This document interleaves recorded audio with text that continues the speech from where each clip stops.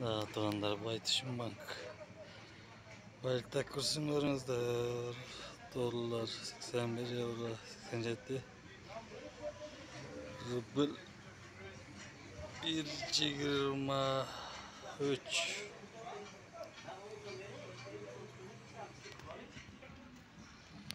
Bank. Dolar kursunlarınızdır. Bayıltak kursu dolar 81 euro 87. Rubl 1,23. Aranızda Bank Karayolca'da